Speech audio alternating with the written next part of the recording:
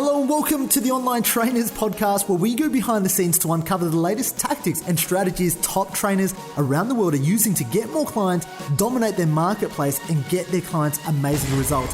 There is absolutely no fluff here. I'm your host, Lynn Trin. Hello and welcome to episode number 24 on the Online Trainers Podcast. And if you don't know who I am, my name is Lynn Trin, and I'm here to deliver some value bombs, knowledge bombs, whatever you want to call them, whatever kind of bombs you want to call them, every single day to obviously help you, the coach, the personal trainer, build your online legacy. Whether it's online, offline, the strategies and the things I want to talk about are going to help you obviously expand your mind, learn more, grow more, do more. And that's kind of my philosophy. Whatever you know, I want you to go out and do. And today's topic is really learning from your mistakes and making your mistakes into giant leaping lessons. Okay. Now, for a long time, I used to think of mistakes as failures. And I know a lot of personal trainers do, because a lot of times, you're starting out online. You might decide you want to run a hybrid transformation program. No one rocks up. No one rocks up to your seminar. No one rocks up or opts in for your Facebook ad. No one comes and joins your program that you create. And what you have to realize, and when I made this realization, it all changed the game, because, firstly, you have to realize what motivates and drives you. Okay. And you have to use that to your advantage. I love competition. I'm a guy that thrives on competition. If I see another guy walking through fire, I'm going to walk through fire because he's done so. And so that motivation to compete and say that if he's done it, I'm going to do it, that actually drives me to overcome any of my fears. So it makes things relatively easy. So the first step is, you need to really understand what drives you, because once you understand what drives and motivates you, then you can take the appropriate action. And what I mean by that is, a lot of the times in the past when I failed, I would look at things as like, oh my God, I failed. That isn't good, right? But the chances are, and the way I like to look at things now is, if I'm a personal trainer and I'm an online personal trainer competing against 100,000 other personal trainers, how am I going to reach the finish line? I don't think of it as such a race. I think, look, we're starting out at the starting line with 100,000 personal trainers. We're going to have to do, it's not a straight run. We're going to have to jump through hurdles. We're going to have to jump through mud. It's almost like a Tough Mudder course, right? And so, not that I'm particularly fit or, in terms of endurance wise, because I'm a strength guy, but I like to think of these metaphors because it helps me overcome certain resistance patterns. And what I mean by that is, let's say we're starting out at the starting line and we're all running this race of trying to succeed online. And the first hurdle comes, and the first hurdle says something like, in order to pass this hurdle, you need to be on video. How many personal trainers would stumble on that? Or you need to be good on video.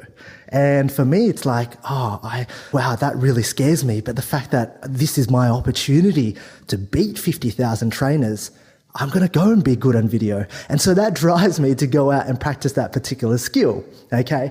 And then the next skill is like, well, you need to be really good in email copy. And so you can see another 25,000 trainers topple. And if you keep going, and this is how my crazy mind works, but what I want you to understand is that if you keep going, then what you'll realize, especially with this kind of race in your mind, and once again, here's the truth, nothing is right or wrong. One of my mentors and a guy that I really look up to and respect, Tony Robbins, says that whatever's wrong or right, that's completely up to you. Take and choose what will serve you the best. Okay, so if this analogy helps you and serves you and drives you and motivates you, take it. Who cares if it's right or wrong? Does it serve you to do a better cause? If it does, fantastic. Then take it. Adopt that belief. Okay, because sometimes, he talks about we have so many beliefs growing up that aren't serving us, but in fact, they're hindering us, they're holding us back, like beliefs around money, So if you have that belief, you'll never become rich because you think that you will never attract money. And so you'll repel against that. And so that belief isn't necessarily serving you, because you could have this belief as though, if I'm rich, I can help more people. If I have more, I can give more. Right? And that belief will serve you. So what I'm trying to say is, I look at things as, I don't care if they're right or wrong anymore. Like, I used to care. I used to care about being the guy that was right. I used to care about going, well, 3 seconds time under tension and GVT German volume training was the right way to go. But what I realized was that didn't really serve me. Like, it made me feel good and it made me feel significant for that time being, because I could scream the loudest over a particular guy, and I could, and I see this time and time again inside the fitness industry, but really that doesn't serve me to move forward. So what I do now is I start to think, okay, does this serve me, and does this help me move forward? And so what I want you to start thinking about is the way I look at things. So you get what the hell is going on in my mind is that I'm running this race. I'm running this race with 1 million trainers, and I get to the first hurdle, and it's do video. How many trainers do you know were toppled down? See, the thing is, we only see the successful trainers, which makes us feel really bad. We only see the people making millions of dollars online. We only see the people that have really good bodies. We don't get to see the 98% of people who are dead broke, stupid, and fat, right? Sorry, I don't say that to offend you. I say that in all honesty and reality, that's the reality. We don't get to see that side. So all you're getting to see is you're comparing yourself with the really good. And so your perspective is skewed because now you're always running last, right?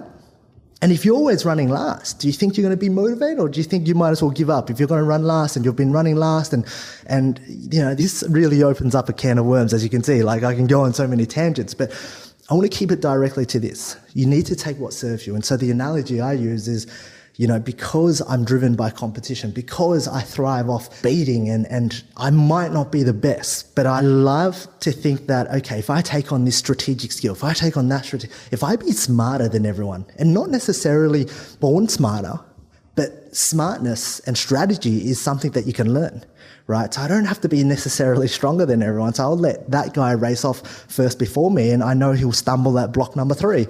And I just have to think, okay, well, how can I get through block number 3? And so these are things that you can adopt because you can actually model people who have done it before you, and you can follow them. So I'm not the smartest, I'm not the fastest, but what I have learned is that I've learned to take things that will serve me from modeling mentors, okay? So what does that mean to you? Well, number one, how can you use your failures? And by me telling you to reframe what everything means to you is most people fail and they say, well, that didn't work for me. I'm useless. I'm stupid. And those are beliefs, right? Those are really strong beliefs. I knew I couldn't do this. I'm bad at technology. And if you say you're bad at technology, you will be bad, right? And like anything, if you say you're bad at something, naturally, if you adopt that belief pattern, it's going to come true because you believe it. Because when you believe it, you're not going to do anything about it. You adopt that. And this is what happens. When you believe you're bad at something, do you think you're going to take a lot of action with it? When you do that particular way, if you're bad at technology, do you think you're going to go into technology and then you're going to be looking for the first sign of failure? Like when something stuffs up, you immediately go, I knew it. I knew I was bad. Screw this, right? Whereas if you went in and you thought, okay, I'm good at this, what do you think you would do over those hurdles and failures? You'd be like, oh, okay, that's bad, but I know I'm good at this, so this is easy. So just by adopting your belief patterns, you can actually go in and do the same task, but one belief pattern gets you to finish the task and the other doesn't serve you at all. Because when you think that you're bad at something, you'll automatically find the first point, the first hurdle, and you'll trip over it and you'll be like, I told you, because you know what? Every single person wants to be right. And today's podcast is really just understanding that, hey, what are the beliefs that can serve you, but how can you reframe those beliefs from failures to actually create beliefs that can actually serve you? So for instance, a lot of the times you might fail with that Facebook ad, but a lot of people just will say, hey, I'm bad at Facebook ads. I don't know Facebook ads. And that failure, and it's not a failure, it's a mistake, right? That mistake that you made was teaching you something. So now you can either learn from your mistakes and grow, or you can actually go and solidify your belief that you were bad at something and not grow. And that stunts all growth. Like when you say you're bad at Facebook ads, when you say you're bad at technology, you are bad at that and there is no way out of that. You trapped yourself in a box, okay? Now that's one way to frame things. The other way is to go, okay, well, I was bad at Facebook ads, but man, what did I do wrong? And what did I do wrong? And I know that it's working for someone else because, man, I've seen him advertise for years. And if he's advertising for years, he must be making money. Otherwise, he'd be dead broke now. So I must be doing something wrong. And so when you start to go, okay, well, this is a mistake. How can I learn from that mistake to be better? How can I overcome that obstacle? Because I know you only see the good people. You don't see the other 98% of people trying Facebook ads and failing because they just did what you did. They just fell down, right? And if you start taking this mindset that, oh, well, maybe if I learn from this mistake, I can get over this hurdle and, I'm a winner because I just achieved something that 80% of personal trainers didn't because they fell down. And so that gives you momentum, because far too often you're comparing yourself with the people who are doing well because you're constantly seeing them. Nobody talks about the bad life. Nobody talks about failure. Nobody talks about hardship. What I want you to understand is when you're always running last, you're going to want to stop. So we have to understand, and here's the truth. The truth is there are way more people who are out there failing than what you know or what you see, okay? But understand that the truth is how you look at your mistake will determine if you fail or succeed. Failure is actually giving up. Success is finding a solution. So if you understand that every mistake is there for a particular reason to make it better, and you just have to keep finding your way, it's like a puzzle.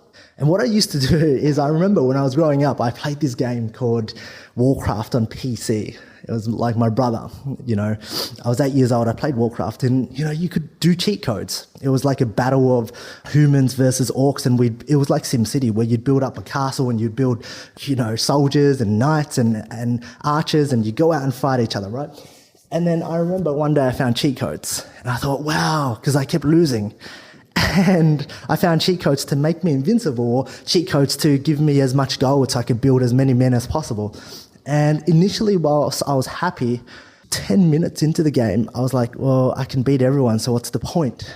So I got this feeling of dissatisfaction, and the feeling comes from understanding that if it was that easy, you wouldn't appreciate it. Okay? What makes you appreciate succeeding is the fact of the journey itself. It was so hard, and you were able to overcome that obstacle that 98% of people weren't able to overcome. So here's the thing, and this is what I want you to think about, only because it's more reflective on your mindset more than others. If you had $1 million in your bank account and you knew you didn't earn it, would you feel successful? Would that fulfill you?